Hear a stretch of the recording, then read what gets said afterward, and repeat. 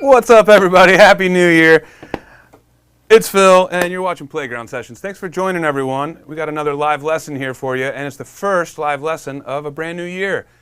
How's everyone's year going so far? Is it any better than last year? Anyone remember last year? That was a crazy year, right? Woo! What's going on? Angel, or Angel. Sorry if I've pronounced your name wrong. What up, Sarah Pickles? Hey, Jennifer. Hey, Saul. Hey, Lauren Anderson. My wife's in the building, y'all. Give it up for Lauren. Hey, Pat. Elta John, Lynn Stewart. Great to see you guys. I want everyone to let me know in the chat about your New Year's resolutions. And you guys, it doesn't have to be musical, but I really do hope that some of you have some resolutions that have to do with musical goals. And I want to talk about that today. I want to talk about musical goals. What are some of your musical goals? What are your piano goals?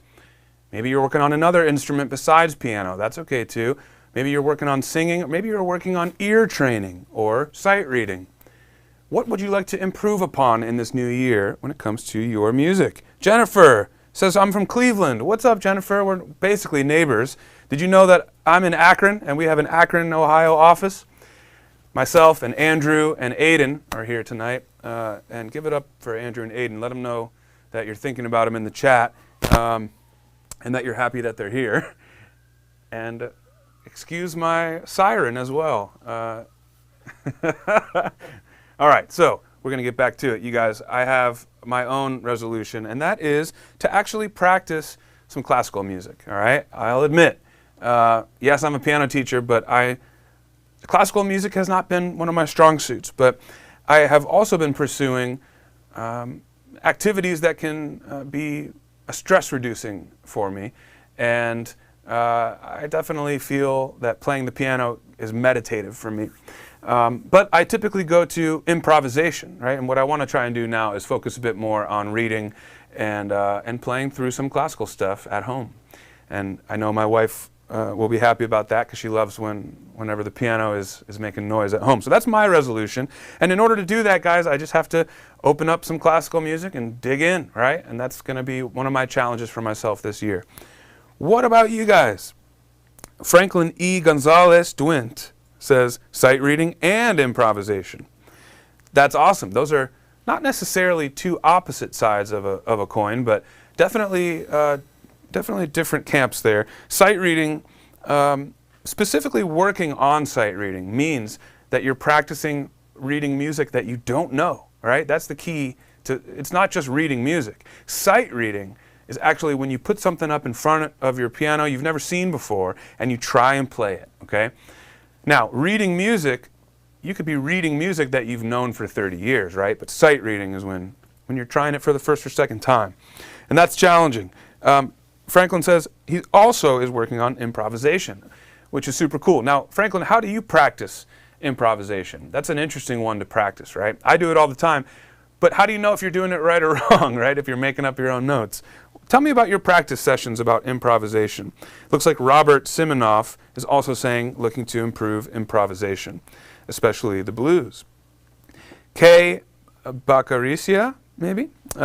Welcome. Thanks for joining and thanks for writing. Kay says wants to read music and write songs. Also want to get back to learning the drums. Very cool.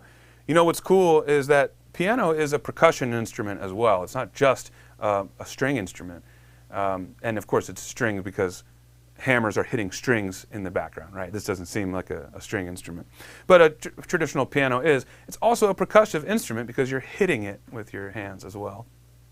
So drums and piano often kind of go hand in hand. And I actually think a lot of I can't play the drums really well, but I can keep a beat.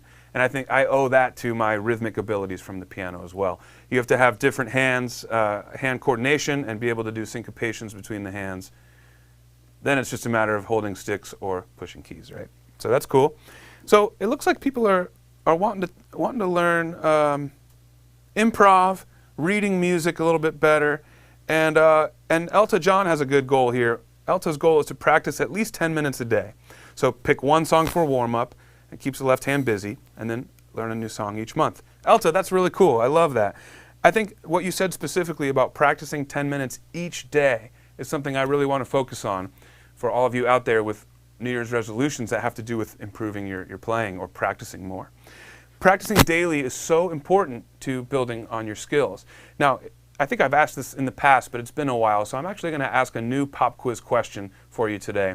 Our first pop quiz question for the day has to do with this, and that is it better to practice for 2 days a week doing a 4-hour session each day? So 4 hours on Monday, maybe a couple days off, 4 hours on Thursday, a couple days off. Or is it better to practice, wait a minute, I did the math wrong. 2 sessions at 3 hours a day. So 3 hours on one day, 3 hours on the other day. Is that better? Or is it better to practice every day for only 1 hour each session? Now, obviously this isn't science, and you could maybe argue both, but I've talked about this before, and it's highlighting my point again here, so I think it's fair game. I'm looking for the first correct answer here. And that question is it better to get 2 really long sessions in, like 3 hours at a time per week, and then take time off in between? Or is it better to go every day for maybe only an hour each day, or even less?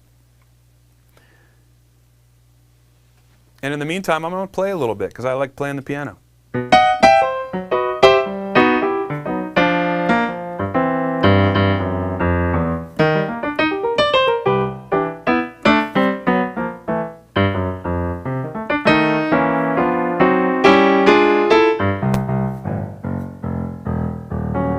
Okay, speaking of improv, it looks like I'm getting some good answers here coming through.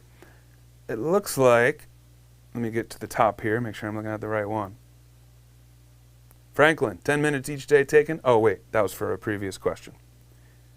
Okay, Elta says 1 every day. Sarah Pickle says little and often. Robert Simonoff says daily. I love books to read. Great name. I love books to read says better to practice every day for only an hour. Lynn Stewart. The Energy Worker says every day. Pat Sir, shorter lessons more often. You guys got it. You guys really all got the right idea here. Franklin says muscle memory helps with, I guess, daily practice, right? Totally helps with muscle memory. Kay Bacaricia, you got to help me with your name. No, I'm not saying that right. I apologize. You guys all got it right. Daily practice. Now, Simone Pierre, how are you doing? Says 48 hours every day. Okay. Or 4 hours every day. That would maybe be better, but at a certain point you do get some burnout too. So you got to be realistic about that. You guys got it. So, you know, it's better to do regular practice in shorter intervals than it is to do a crazy long session and then go cold for a while. I want everyone to think about that when you're thinking about your New Year's resolutions and your goals for practice and progress. So let's see. I'm going to go ahead and give this to the first 3 right answers on this. And that's going to be Elta John, and that's going to be Sarah Pickles, and it's going to be Robert Simonoff. Congratulations, you guys. Now, Sarah Pickles notoriously does not even have the Playground Sessions app. And so, Sarah, if you're feeling generous today, of course, you're always welcome to gift your song credit out to someone else. Or just let me know if you want to pass. We'll give it to the next person in line. Great work, everyone. Bruno says, less but every day. You're right, Bruno. Happy New Year, Rayanne. Thanks for joining us. Speaking of Happy New Year, what I really want to do is hear from you guys about challenges you've faced with your progress goals. Okay, I'm hearing some good goals here. I'm seeing people talking about learning to read better, to improvise, to practice more. What are some of the challenges you've faced, and how might I be able to help you get over those challenges, those hurdles? I'm seeing a lot of people talk about improv, so what I'll do is I'll talk a little bit about how I practice improvisation, and then I'm going to get to a question or two from you guys. Wow, improvisation is a big kind of umbrella. There's a lot that could go into that. It could mean, like, you know, bebop jazz licks. You know, it could be like jazz solos, right? But it doesn't have to be that. Improvisation could also be kind of what I like to do when I kick off these lessons. It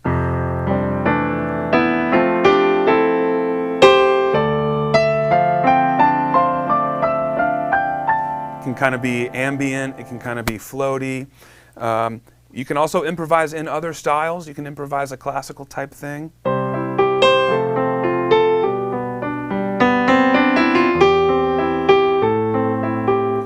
You could do all sorts of stuff. So how do we start? Well, first you need to check in with yourself and be honest.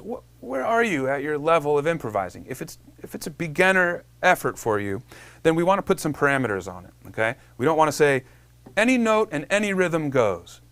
Have fun, go improvise, because that can be overwhelming or intimidating to folks, right? So I like to put parameters on it for new improvisers by saying, let's start in the key of C major. And what I like to do is show you that any white key in the key of C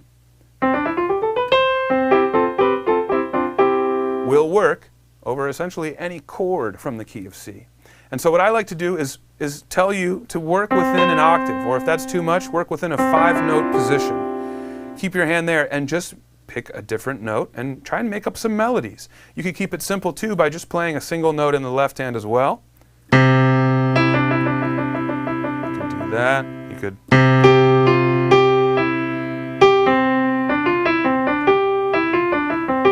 It's all going to sound okay, right? Nothing sounds wrong like this. No wrong note, right? So any of those could work. And then the challenge with improvisation becomes, well, which note should I choose? And that's where some trial and error can come in, but also where your theory knowledge should come in. And so this is actually what I want to say about getting better at improvising. You actually want to carve out a good amount of time to focus on theory with chords and scales, okay? And that's because when you're improvising, what you're really doing is saying, I'm going to play this chord, and I already know what scales I can use to play over that chord, so then I'm going to choose notes from that scale to create melodies, essentially. And so it's important that you know what scales will work over what chords, and what options you have in the right hand melody over different harmonies in the left hand. And so that can take some time, right? That's not something you're going to get down in one session. You got to do some studying, you got to learn scales and chords and practice them. But from there, then you are freed to make your own music with those tools, with those building blocks. But start simple, one chord, C major chord. Make up a melody in the right hand, and you can use your whole range if you want.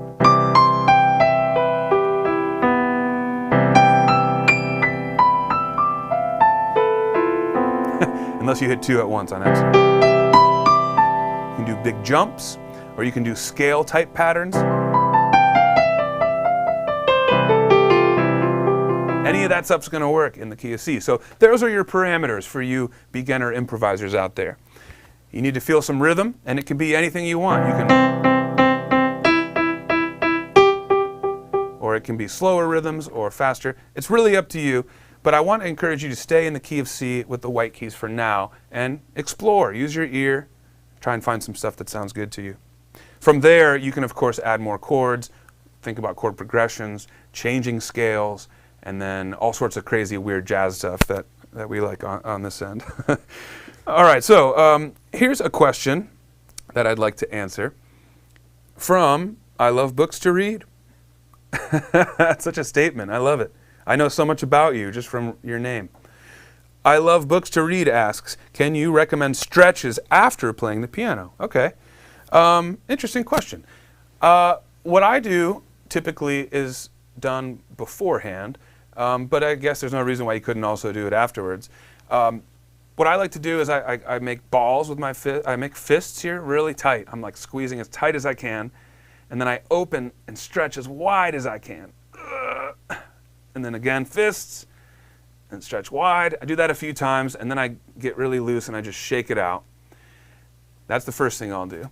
Second thing I'll do is I'll take with one hand, I know it's kind of hard for you to see, I'll bend my wrist at an angle that's, see if I can show you here on the keyboard, something like, like that. You want to try and get like a somewhat of a 90-degree angle. Just basically bending your wrist back a little bit so you're feeling it in your forearm in here, and you're feeling it along here. And then you can also do the same thing the other way, so bending it that way. And you could even probably try and do it like that. What I'm doing with all this stuff is just, I'm trying to engage all the muscles, and I'm trying to make sure that my forearm and my wrists and my fingers are not tense, okay? And so that can help do that. It can kind of warm them up and loosen them up for you.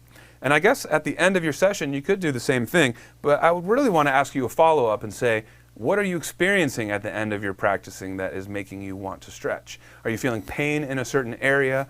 Are you practicing for maybe a super long time and you're just feeling kind of beat muscularly? I don't know. Tell me what kind of a challenge you're feeling. I might be able to answer you more specifically. Elta John has a question. What up, Elta?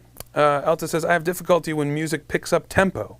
For example, the advanced version of Fix You by Coldplay, measure 45, it doesn't sound right. Well, Elta, I don't have that one right up in front of me right now. But I still think that your comment stands, which is that when a song changes tempo in the middle, that can be challenging, right? So, yes, you're right. And if You want me to pull it up? maybe Andrew can pull it up, yeah. And let's get to another question for now, and I'll get back to that once Andrew has that up. Make sure we're giving you the right stuff on the Coldplay songs. Okay, here's a question from Arthur Warner. Hey, Arthur. Arthur says, how to practice your left hand? Well, Arthur, I think the answer is kind of built into the question there. You just got to practice it. However, that if you don't know what to practice, then maybe you need to figure out, let me put it this way. Anything that you're working on can be practice for your left hand if there's a left hand part. So if you're working on a song and you feel like you need extra practice with the left hand, just work on that left hand part more times than the right. And if you're working on scales, right, just do a couple extra in the left hand. If you're working on something and you're just feeling, though, like there's not a specific thing for you to practice, you just want it to be better, or you want your left hand to be more effortless or more whatever, then you just have kind of like a general goal of improving your left hand. And if that's the case, I would probably steer you towards some drills, including, but not limited to, some of the scale courses that we have in the app, as well as the Hanon course. Hanon is really great exercises, you guys.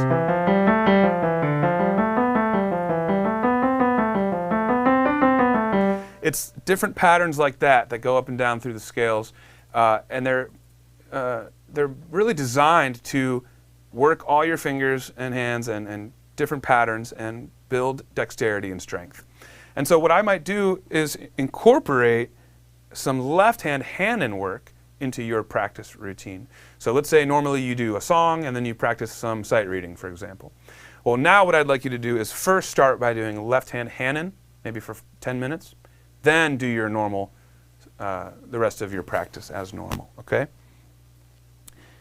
Jennifer says, hey Jennifer, first of all, Jennifer says, I feel tight after I play the Bach challenge.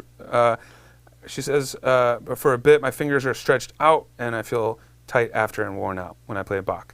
Okay, so the Prelude in C, I assume that's what you're talking about for the Bach challenge. Yeah, so the Prelude in C can be challenging, especially in the left hand, because sometimes we have some wider motion.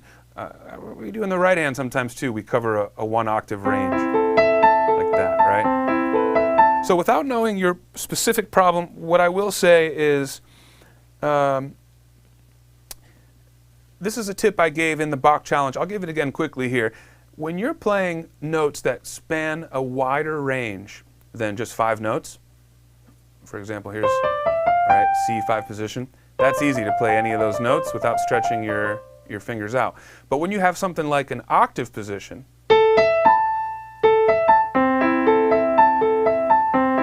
right, A, E, A, I don't want you guys to feel like you have to lock into that position. In other words, you don't need all 3 fingers to be able to play all 3 notes at all times. But rather, you want to focus on the one you do need to play and make sure you're relaxed in the other ones. So if my hand was not quite wide enough to play this octave, that's okay, because what I would do is this. Thumb, these are relaxed. Then I would kind of drift over to 3rd finger on E. Now thumb and pinky are relaxed. Then I'm going to keep drifting a little bit, pinky on A. Now thumb and middle finger are relaxed. So it's kind of this motion right here. I'm turning my wrist like this. And the reason that I'm suggesting that to you is because it's so much more relaxing to do this, this, and this than it is to do this.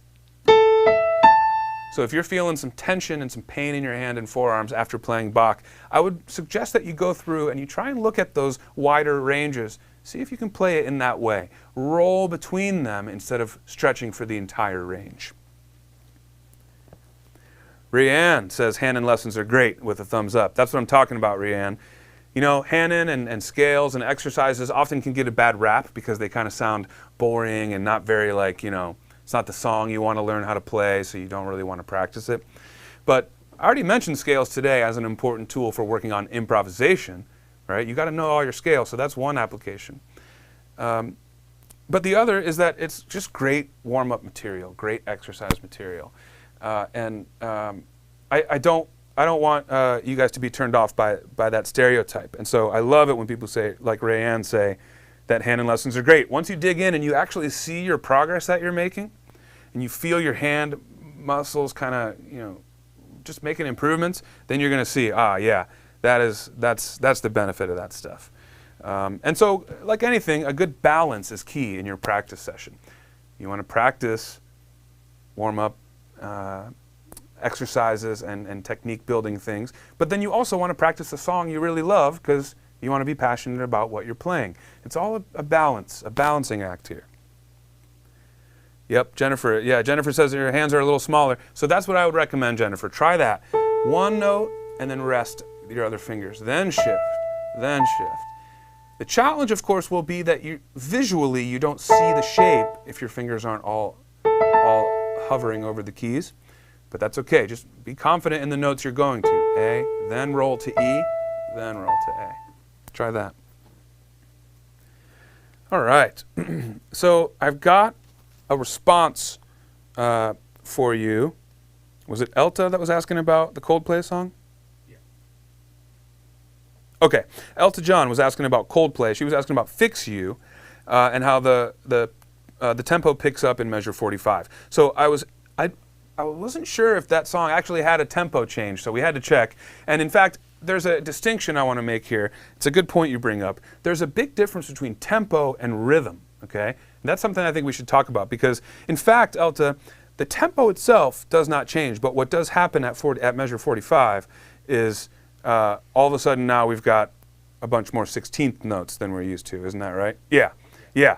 So that's really the driving part of the arrangement when we get there. I just have it on my phone, so I'm going to...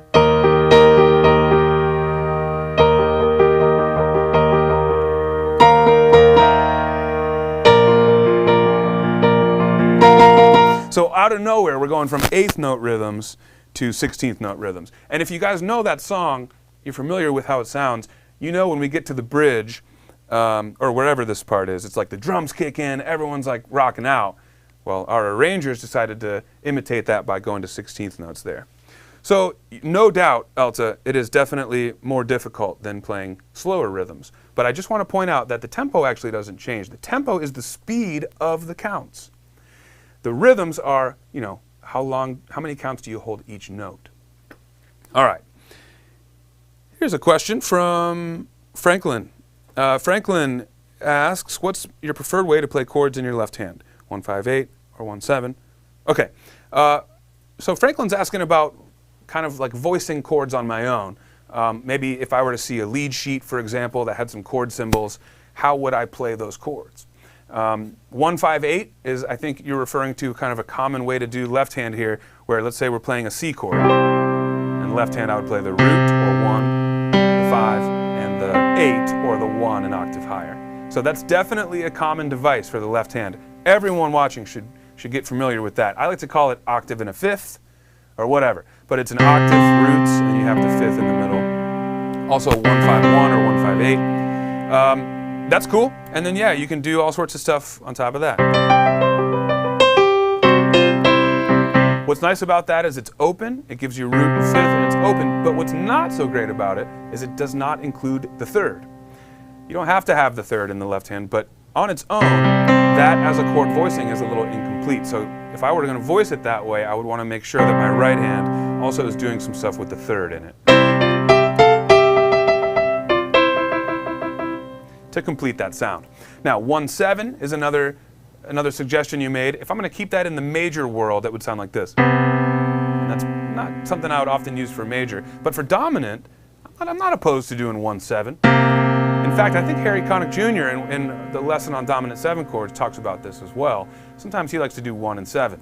Now a lot of jazz players like to do 3 and 7.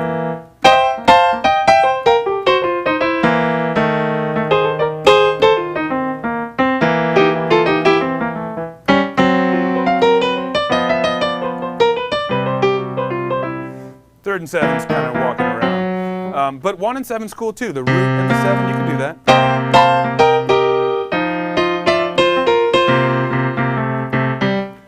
It's a little incomplete still on its own. Again, no third, but that's a possibility. Yeah, all those are good options. You could also do, if your hand's wide enough, you can kind of do a step up from the 1-5-1 or 1-5-8, and you can do a 10th. And that's also known as 1, 5, and 3 on the higher up. Yeah, it's so nice. I love 10ths. Just walking around with 10ths.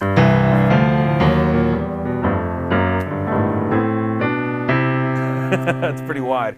If you guys don't know a pianist named Oscar Peterson, you got to check this guy out. His hands are so big, but the finesse on the keys is incredible. But he's the king of he just goes like this and is just playing 10ths all over the place. Boom, boom, boom, boom, boom, boom, boom, boom, boom, while playing incredible right hand stuff. But that's a device that I like to show people who want a little more from 1-5-1, and if they can reach it, do your 10th.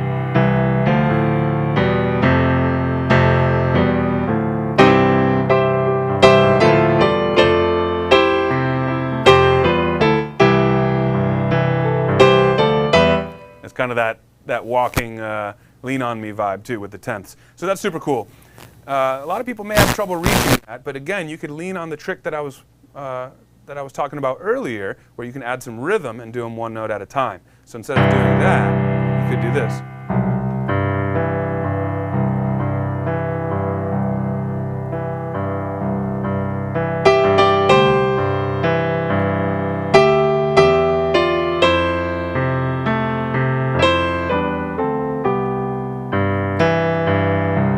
I'm doing in the left hand there. I can add rhythm, and it also becomes a little crutch for me, so I can space out the intervals and get my hand to play all the notes.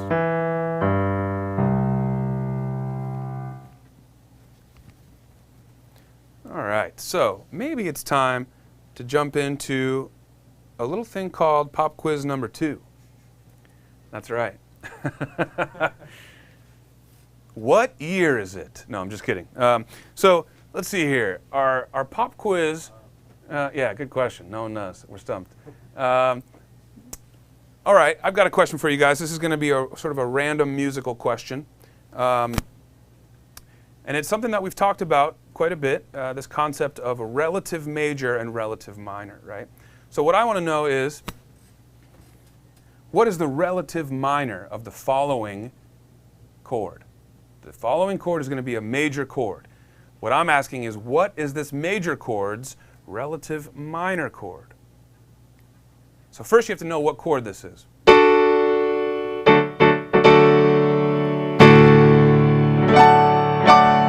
Right here. That chord.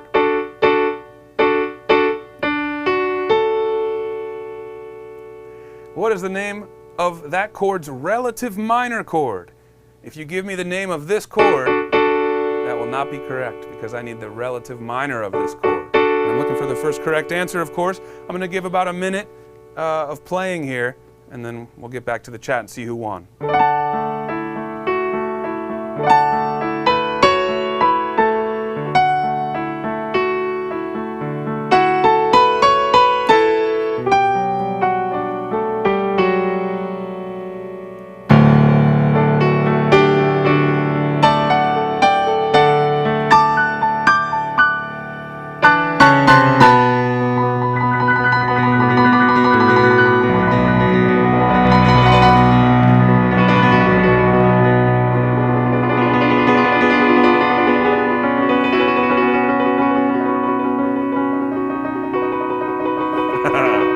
That was a Picardy third for Andrew there. So I want to know, what is the relative major of this chord? And I hope you guys know what chord that is, because you're going to need to know that before you get the right answer. All right, I'm seeing some answer here. Answers come through. All right. Byron Burt, I see your questions there. I'm going to get to you in a sec. All right, where are we? Okay. The first answer I see is from Jennifer, who says, I don't know any chords. Sorry, Jennifer. We'll get to that. If you want to learn some chords, definitely want to check out the chords lessons in the Playground Sessions Bootcamp in the interactive app. And briefly, I'll say that if you want to take advantage of a 30-day free trial, click the link in this video's description, playgroundsessions.com/YouTube-free-trial. Pretty sure she's already a member. Maybe she's a member. Okay, cool. Well, check out the bootcamp on some chords lessons. And then I see an answer from Franklin E. Gonzalez Duent. Franklin has it correct. The answer is B minor. So D major was the chord I played. The relative minor of D major is B minor. Good job. Robert Simonoff also got it. Looks like Ian Cook also got it. Those three people are winning. So Ian Cook,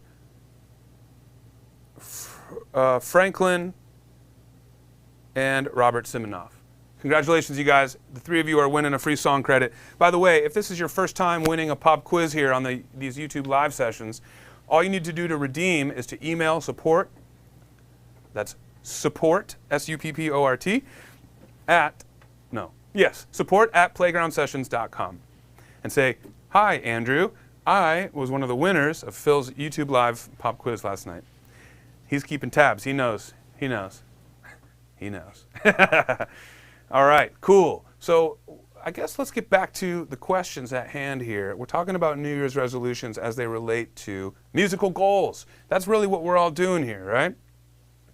We're trying to get better at piano, really. That's really what brings us all together here. So I'd like to keep leaning on the chat here. If you guys have any questions about how to get to your musical goals, how to clear some of those hurdles, or just if you just need some ideas on things to do to get better, whatever, let's talk about it. I got a question here from, I want to just follow up with I love books to read. I just asked a question about relative minor. And to be fair, maybe not all of you know what that means. Now, some of you may be new here, although we've covered some of this in the past. Maybe you weren't there for that. So I'll give a 5-minute lesson on relative major and minor.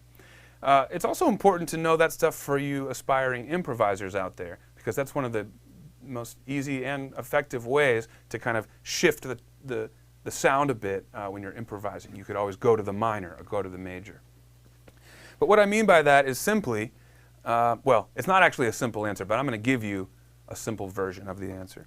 And that is that every major chord has a minor chord that is related to it. Right? The keys that they share they have the same key signature. So C major has the key signature of no black keys, right? All white keys. A minor, same thing. Notice it's all white keys. So the key signature that says no flats and no sharps actually is referring to two possible keys. It's referring to C major, but also possibly A minor. That's why they're related, C major and A minor. Those are the related keys. All right, and here's a way to find that out. If you don't know what the relative minor is, well, this is a C major chord. You start on C, the root, and you count down by 3 half steps. So we'll go down to B, down to B flat, down to A. So we know that the relative minor of C is A. C major, A minor. Let's try another one, see if you're following me. The relative major of, the relative minor of F major. Well, how would we find this? If we know the key signature for F major, 1 flat, the key signature for D minor also is 1 flat. But if you didn't know the key signatures, you could just count down. F major, starting on the root, we'll count down. 1 half step to E, 1 half step to E flat, 1 half step to D. There you go, D minor. So the F major, the relative minor, is D minor. That's the idea there. And kind of the fun practical application of that, for me, at least as far as improvisation goes, is to take a major song and maybe make it minor. Or the other way around. That's kind of ties back to our reharm lessons too, right?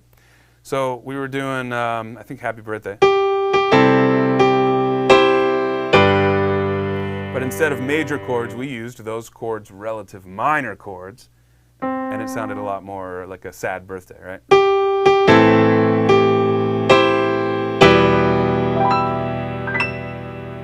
all I'm doing there is replacing the traditional major chords with their respective relative minor chords. It's pretty fun. All right, where did my comments go? Let me check back in with y'all.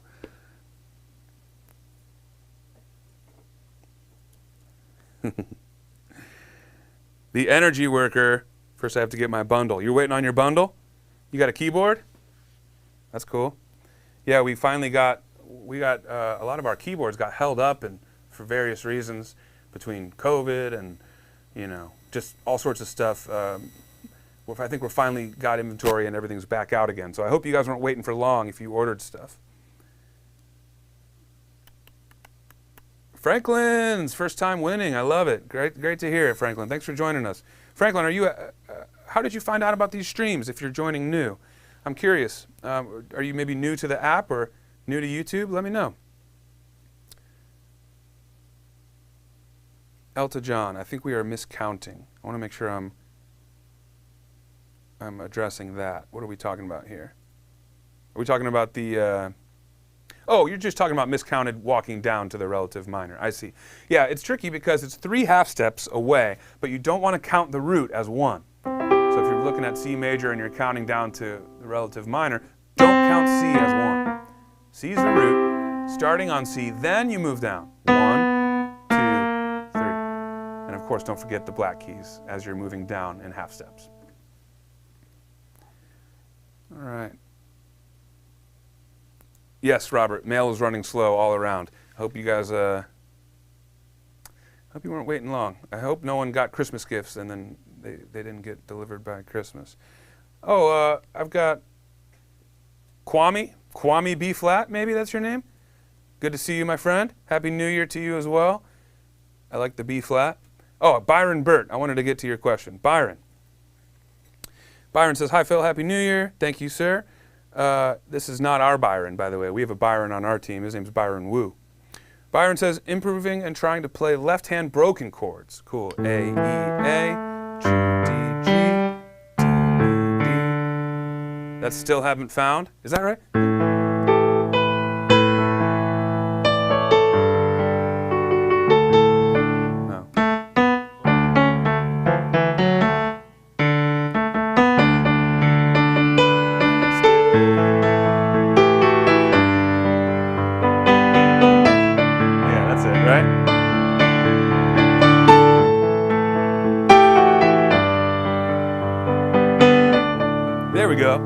Yeah, that's cool. Yeah, that's the same left-hand pattern that we were talking about earlier, that 1-5-1.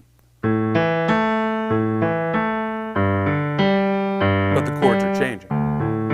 That's it. So Byron's saying having trouble playing that while playing the melody. Yeah, Byron, so you actually just saw me have trouble with it too, because it's a little bit syncopated. That part in there is a little bit hairy, right? So what I would suggest, of course, is to slow the tempo way down.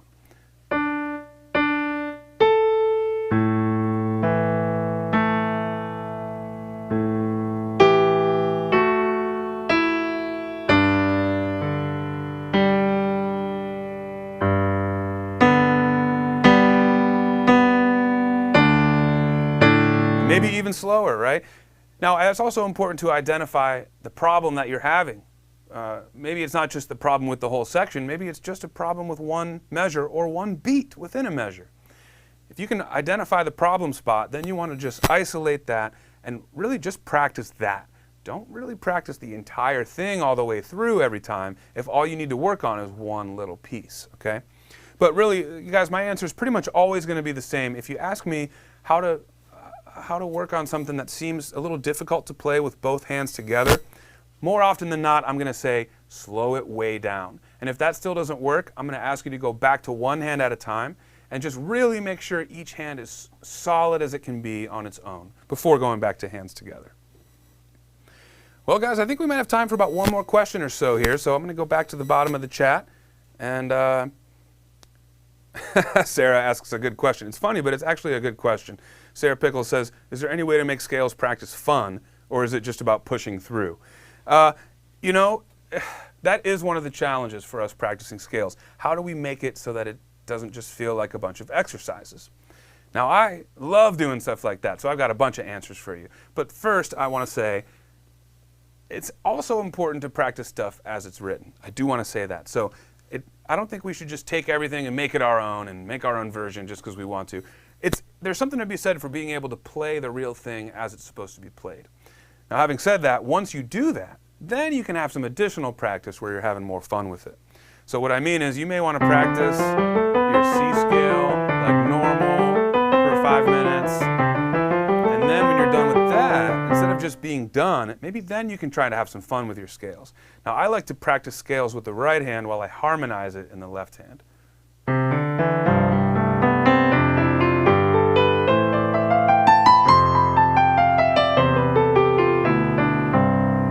That's kind of fun. You could also do the same, playing chords in the right hand and scales in the left. And you could also do, this is another fun one, let your right hand get ahead of itself, and then the left hand starts a little late.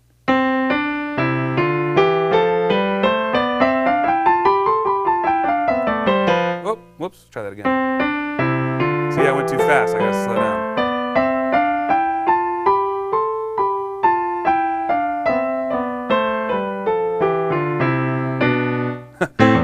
Okay, again, we're starting to see what the problem is, though, when you're making up your own stuff with scales, is that you lose the repetition. When you're practicing it as what it's supposed to be and what it's supposed to be alone, then you're able to crush out a bunch of repetitions. If you're trying some fun stuff with it, that's all good for your attitude and your outlook, and you want to have some fun, but it may not be great practice for your fingers. Just keep that in mind, okay? There's some stuff you have to do for your muscles, and it's like regimented technique stuff. But then there's also stuff you have to do for your brain and your ears, right? To have fun and to like what you're doing. That's another balance you've got to try and strike with your practice sessions. Elta John says, when you have a busy day and maybe you only have 10 minutes to practice, what would you focus on? That's a good question. That's going to be my last one for the day. Elta, when you have a busy day and maybe you only have 10 minutes to practice, what would you focus on? If I had, well, first of all, 10 minutes actually is a decent practice. I can get good 10 minutes in. If I only had 10 minutes and I really wanted to make it worth my while, I would likely just do a bunch of exercises because it's like I'm not going to get bored in 10 minutes. If I was going to do 2 hours of exercises, I might get pretty bored and I would want to mix it up with some songs or something. But 10 minutes, I'm probably just going to just drill Sergeant myself here and really get just a hard 10 minutes of technique stuff in. That's probably going to look like scales up and down, maybe some arpeggio stuff, and then inversions. Right, so I'm a little rusty and a little fast right now, but if I was really practicing, I'd first get into my comfy tempo, and then I would push that tempo little bit by little bit until it's really getting out of my comfort zone. And then that's really where you want to put the practice in. If I had more time, I would want to mix that up. If I really didn't want to do exercises, I would probably just improvise for 10 minutes. But that's me personally. That's not necessarily the best thing for you guys to do as a whole. I'm going to leave it there, you guys, but it's so great to see you guys in a new year, and I'm really happy to hear everyone's got some good goals. Has anyone started the Entertainer Challenge? That's one thing I meant to ask earlier and see if anyone had any questions about that. Many of you may have remembered the rookie version from last year, but we have so many new rookies this year that many of you may be new as well. We're also going to be doing an intermediate level entertainer later on in the month, so stick around for those of you who don't want the rookie level. But we've got some exciting stuff on deck, you guys. We're going to be doing some really fun stuff in 2021. So I will see you guys next week, and we're going to check in on the entertainer then, as well as some more practice goals and ways to improve your practicing. So I will see you guys there. Thanks so much. See you next week.